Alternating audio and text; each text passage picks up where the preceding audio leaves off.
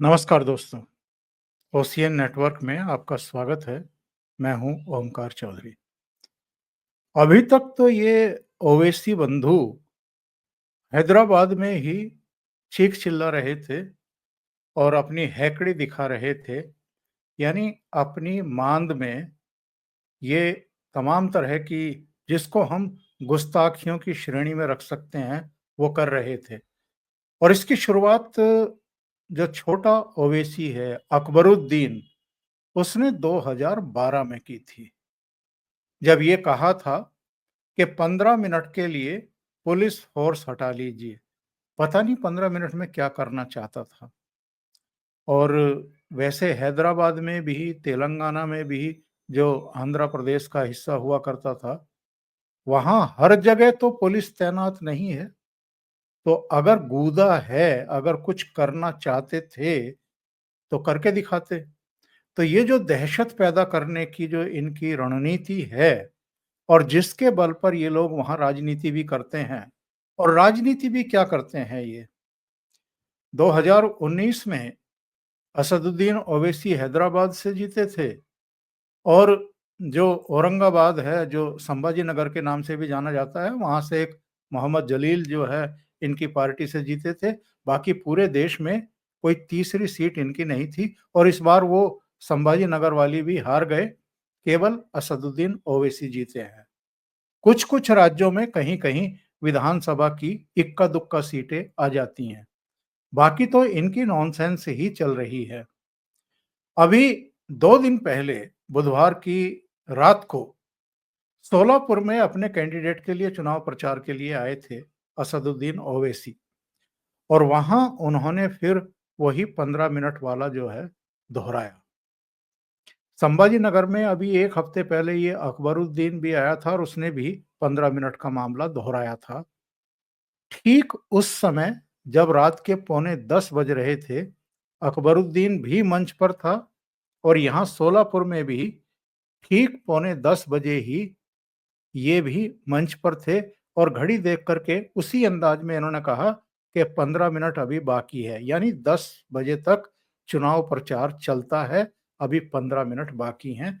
तो संकेतों में इन्होंने एक तरीके से वो 2012 वाला जो इनका जुमला था, उसको यहाँ महाराष्ट्र में रिपीट करने की कोशिश की है। इस पर प्रतिक्रियाएं भी आई हैं और जम करके आई हैं। बीजेपी की तरफ से भी आई हैं, दूसरे दलों की तरफ से भी आई हैं। लेकिन अविमुक्तेश्वरानंद की तरफ से भी एक चुनौती आई है। आज हम उस पर चर्चा करेंगे, इनकी मंशा पर चर्चा करेंगे। ये जो कुछ चल रहा है, जो गुस्ताखी की जा रही है इनकी तरफ से, इनका मकसद एक्चुअल में क्या है? इसका इम्पैक्ट क्या पड़ने वाला है? इस पर चर्चा करेंगे। और इसके बाद हम लोग कनाडा की सैर भी करेंगे आज। कनाडा में भी कुछ ऐसा हुआ है जिस पर चर्चा करना बहुत ज़रूरी है। खालिस्तानियों ने वहाँ ये ऐलान कर दिया है कि कनाडा तो हमारा है। जो कनाडा के मूल निवासी हैं, उनको गोरे बताते हुए कहा है कि आप लोग वापस यूरोप, आप लंदन और इज़राइल, जहाँ-जहाँ से भी आप आए थे, वापस चले जाइए, कनाडा खाली कर दीजिए। अब कनाडा ही खालिस्तान बनेगा।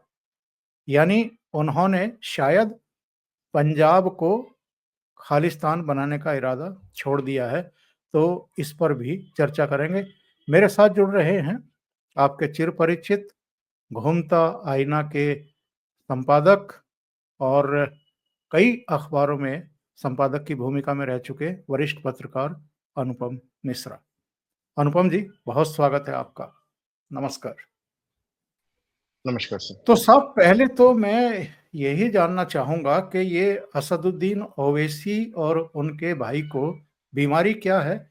इस बीमारी का उपचार क्या है? उससे पहले हम अविमुक्तेश्वरानंद का एक ये ज़रा बाइट सुन लेते हैं, तो दर्शकों को भी थोड़ा-सा जानकारी होगी कि उन्होंने किस तरह की प्रतिक्रिया दी है। हैं हैदराबाद वाले, उन्होंने कहा 15 मिनट के लिए भारत की सरकार बैठ जाए तो 15 मिनट के लिए छोड़ देना चाहिए और तारीख तय हो जाए, आ जाए, जिस मैदान में आना हो आ जाए। इसमें कौन सी बात है? ऐसे डरा करके आप हमारे साथ रहोगे? आप कहते हो कि हम भाई हैं आपके, आप हमारी माँ गौ माँ को माँ नहीं मानते हो, तभी हम हमारी उदारता देखिए, तभी हम भाईजान कहते हैं आपको। कहते हैं कि नहीं कहते हैं? जबकि भाई कौन होता है? जिसकी माँ कॉमन हो। तो आप हमारी माँ को माँ कहना नहीं चाहते, भारत माता की जय बोलवाते हैं, आप नहीं बोलना चाहते हो। हम गाय को माँ कहते हैं, आप उसको माँ नहीं कहते हो।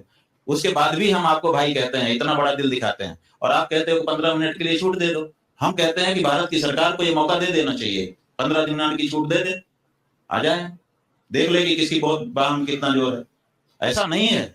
जो लोग तलवारों की डर से कन्वर्ट होकर के मुस्लिम हो गए, वो लोग कह रहे हैं कि हम वीर हैं। अरे वीर तो हम हैं, हजारों तरह के हमने तकलीफें भोगी, हमने सिर कटवा दिए हमारे पूर्वजों ने, लेकिन अपना धर्म नहीं छोड़ा। आप हमसे लड़ना चाहते हो? आंखों में आंख डाल करके देखो तो पता चल जाएगा। प्रवोक किया जा रहा है हिंदू समाज को भी। भाई प्रवोक तो किया ही जाए। जी अनुपम जी। कई पहलू हैं सर इस स्टोरी के। पहले तो अभी मुक्तेश्वरानंद जी की बात करें तो बड़ा ही अनप्रेडिक्टेबल है, कब किधर चले जाएंगे। कभी राहुल गांधी को डिफेंड करते हैं,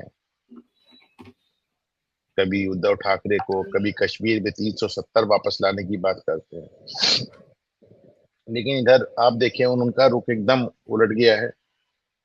हमारे यहाँ प्रयागराज में कुंभ हो रहा है और उसमें मुस्लिम दुकानदारों के आने के उस पे वो कहते हैं कि मुसलमान इस बात की कसम खाए कि वो गंगा में पाप धोने आ रहा है हिंदुओं की तरह, गंगा में अपनी आस्था व्यक्त करे, आस्था का संगम है ये। तो उसके बाद हम विचार करेंगे कि उनको आने देना है कि नहीं।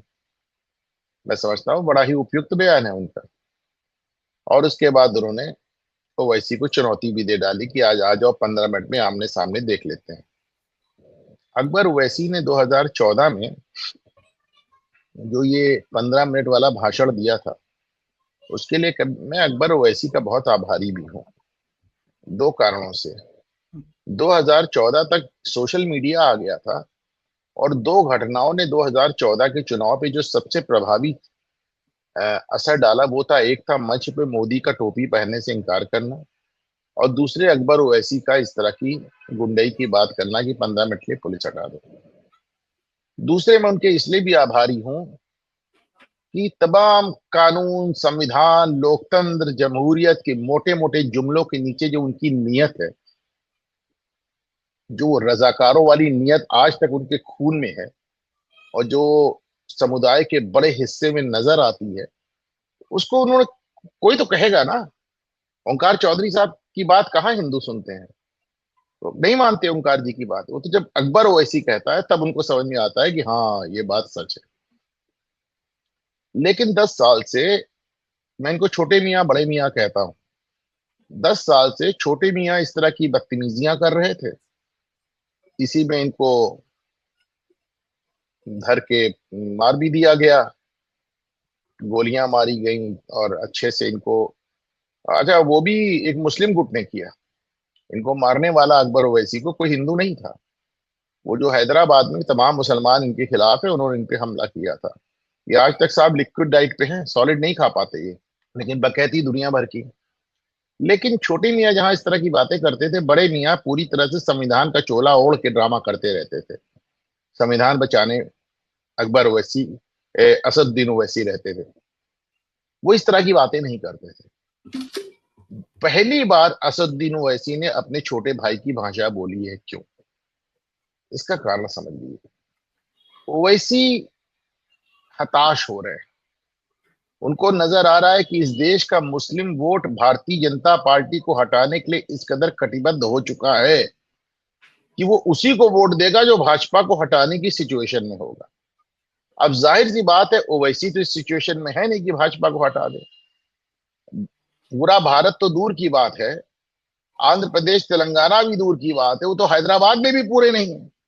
तो ऐसे में मुस्लिम वोट इस कदर पोलराइज हो चुका है कि वो बदरुद्दीन अजमल जैसे आदमी को 10.5 लाख वोट से हरा देता है, पूरी तरह करीब 100% मुस्लिम कॉन्स्टिट्यूएंसी से। उसे सिर्फ भाजपा की हार देखनी है, उसे सिर्फ नरेंद्र मोदी को हराना है, उसे सिर्फ योगी को हटाना है। ऐसे में ओवैसी जैसे लोगों की, बदरुद्दीन अजमल जैसे लोगों की जगह नहीं बच रही है सर। और उसके चलते पहली बार ओवैसी ने वो भाषा, वो शैली, वो ड्रामा अख्तियार किया जो अब तक सिर्फ छोटे मियां करते थे। ओवैसी 2024 के चुनाव में उत्तर प्रदेश आने का साहस नहीं जुटा पाए, जबकि इसके पहले जब ये 2022 में आए थे तो हमारे प्रयागराज में सभा किया था उन्होंने। अच्छा, अतीक अहमद के मरने के बाद जब आए थे हमारे प्रयागराज में सभा किया था। तो लगातार करते हैं प्रयागराज में सभा। मुसलमानों ने देखो देखो कौन आया, शेर आया, शेर आया। शेर को 10 वोट नहीं दिया, समझिए। तो वैसे कहते भी हैं कि साहब मुसलमान मुझे वोट नहीं दे रहा है। तो ये ओवैसी जो बोल रहे हैं वो हिंदुओं से बात नहीं कर रहे हैं, वो अपनी कौम को भड़काना चाह रहे हैं, वो अपनी कौम के कुछ वोट पाना चाह रहे हैं। क्योंकि 2024 में एक आदमी था उनका, वो भी हार गया, आपने देखा। तो ओवैसी डेस्परेट है, ओवैसी हताश है, ओवैसी परेशान है ओंकार सर। बिल्कुल सही है। और जो इन्होंने अपने नकली शंकराचार्य ने चुनौती दी है। अब वो देखिए, एक बात, अभी मुक्तेश्वरानंद जी को मैं व्यक्तिगत रूप से जानता हूँ, मेरे उनसे तमाम डिफरेंसेस हैं, मैं हमेशा उनका बड़ा कटु आलोचक रहा हूँ। आपके भी उस पर तमाम लोग मुझे टोकते हैं कि आपकी क्या औकात है कि आप शंकराचार्य के लिए बोले। मैं कहता हूं कि भाई मैं कैसे मान लूं शंकराचार्य हैं, क्योंकि शंकराचार्य अपने जीवन काल में ही अपने शिष्य को घोषित कर देते हैं, अपना उत्तराधिकारी घोषित कर देते हैं। उत्तर घोषित ही नहीं करते हैं, वो उसका अभिषेक भी कर देते हैं। परंतु स्वरूपानंद सरस्वती जी महाराज ने ना इनका अभिषेक किया और ना ही इनको घोषणा की थी, जबकि ये इनके दाहिने हाथ थे स्वरूपानंद जी के। तो इसके चलते फिर सुप्रीम कोर्ट ने भी इस पे स्टे लगाया। तो मैं, जब तक वो शंकराचार्य वाली कंट्रोवर्सी क्लियर नहीं होती, मैं कैसे मान लूं उन्हें शंकराचार्य। लेकिन इसमें दो राय नहीं है कि पिछले जो 2 बयान उन्होंने कुंभ के हिसाब से दिए हैं और ये 15 मिनट के हिसाब से दिए हैं, वो कहीं ना कहीं मुझे प्रसन्न करते हैं। गो हत्या को भी लेकर अभी मुक्तेश्वरानंद जी का विचार बड़ा स्पष्ट रहता है सामान्य तौर पे उनका।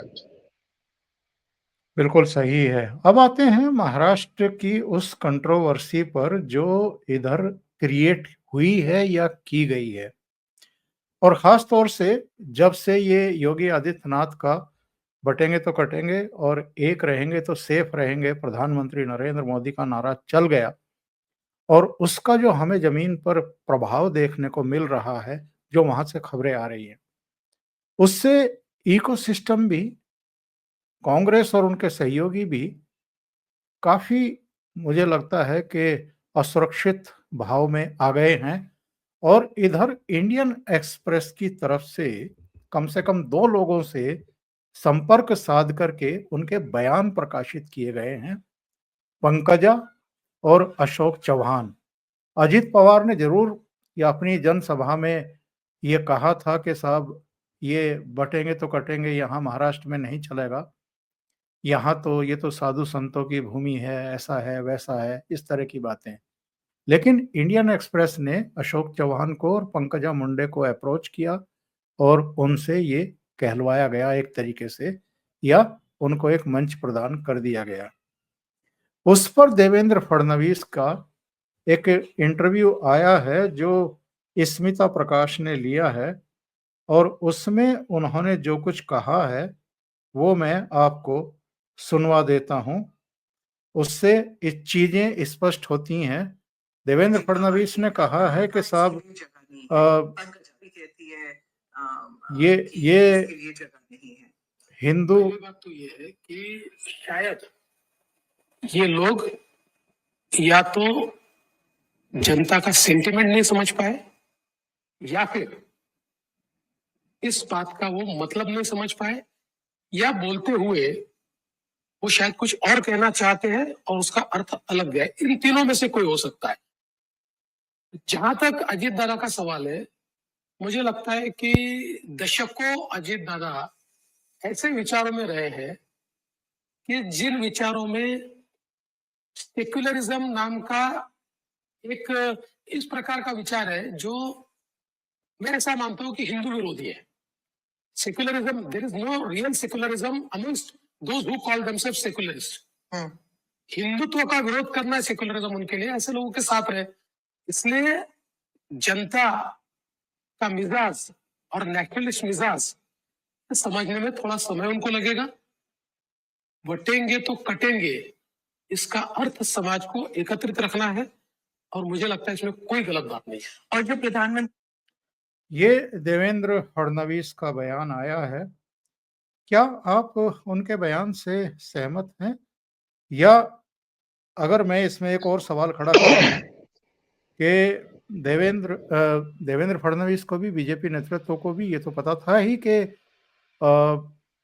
ये आपके अजित पवार जो है वो किस ग्रुप से ताल्लुक रखते हैं, और उस ग्रुप की जो है वो कुल राजनीति हिंदू विरोधी ही है, अगर हम इनके शब्दों में कहें तो फिर साथ लेने की जरूरत क्या थी?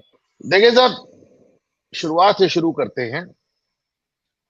अशोक चव्हाण के लिए भी ये बात साबित होती है, वह लंबे समय तक कांग्रेस में रहे, कांग्रेस के मुख्यमंत्री है, नांदेड़ की राजनीति करते हैं। इनके समर्थन के बावजूद 2024 में भारतीय जनता पार्टी नांदेड़ हार गई। अब उनकी बिटिया वहां से लड़ रही है और 14% मुसलमान वोट है। उनके तमाम मुसलमानों में संपर्क है। अब वो अपनी लड़की के बेसिकली अपनी लड़की को चुनाव जिताने के लिए इस तरह के बयान दे रहे हैं। तो ये एक लाइन में समझ लीजिए। पंकजा मुंडे का जहां तक सवाल है, वो बीड की राजनीति करती है, बीड से लगातार चुनाव हारती रही है। अब उनके भाई लड़ रहे हैं, वहां धनंजय मुंडे लड़ रहे हैं, तो वो इस तरह की बातें कर रही हैं।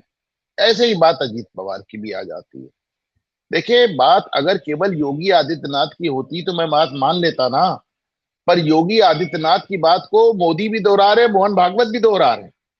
यानी कि भाजपा का शीर्ष नेतृत्व और आरएसएस का शीर्ष नेतृत्व योगी की बात पे ना सिर्फ मोहर लगा रहा है बल्कि उसको दोहरा रहा है।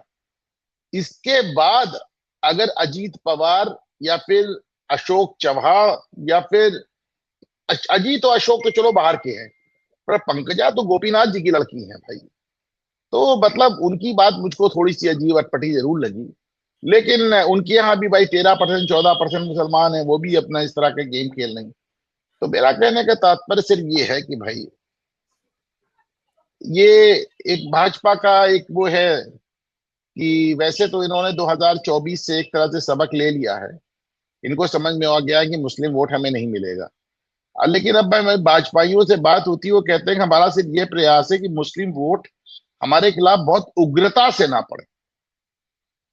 उग्रता अभी भी देखिए, यहाँ पे एक मुसलमानों का सम्मेलन है कुंदरकी में, वहां पे हमारे डिप्टी चीफ मिनिस्टर ये जो पाठक हैं, क्या नाम है, ब्रजेश पाठक, उनको मुख्य अतिथि बनाया गया।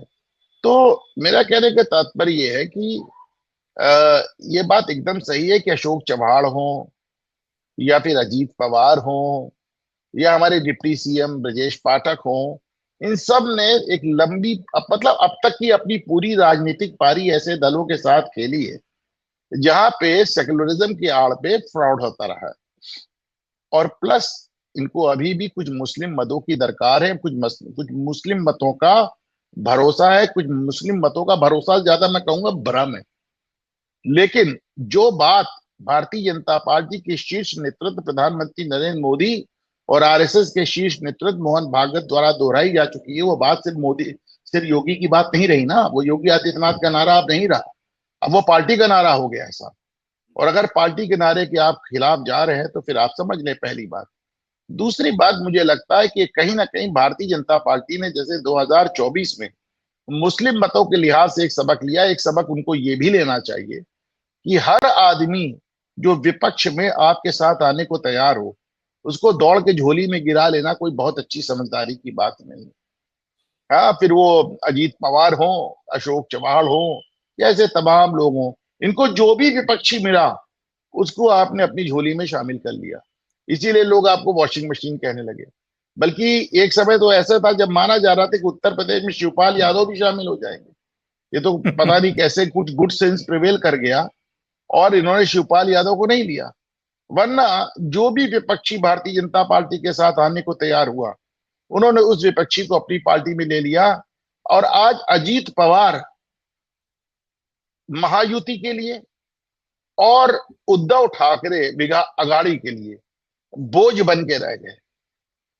एमवीए महाविकास अघाड़ी को ये नहीं समझ में आ रहा है कि मैं उद्धव ठाकरे का क्या करूं, पैरासाइट है, उनका अपना कोई वोट बैंक बचा नहीं, वो अघाड़ी का ही वोट खा रहे, कांग्रेस का वोट खा रहे, मुस्लिम वोट खा रहे हैं।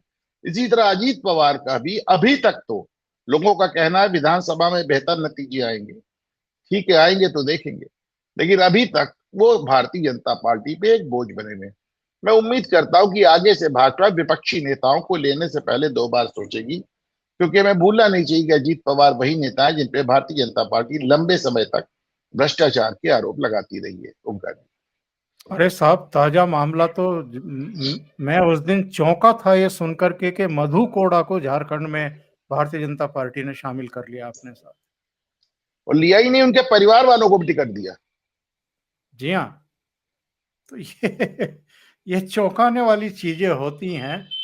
छोटी छोटी पॉकेट्स में आप जो ये लालच दिखाते हैं कि वहाँ के कुछ वोटर और हमारे साथ जुड़ जाएंगे, हमारा रास्ता और आसान हो जाएगा, लेकिन उससे कुल मिलाकर के जो आपका चाल चरित्र और चेहरे वाला एक शुरुआती नारा हुआ करता था, उस पर एक बहुत बड़ा प्रश्न चिन्ह खड़ा हो जाता है कि आपका चाल भी बदल गई, आपका चरित्र भी बदल रहा है और आप चेहरे भी कैसे कैसे जोड़ रहे हैं अपने साथ।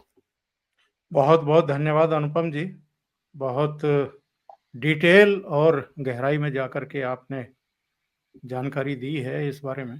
Thank you so much thank you जुड़ने सर, के लिए। नमस्कार।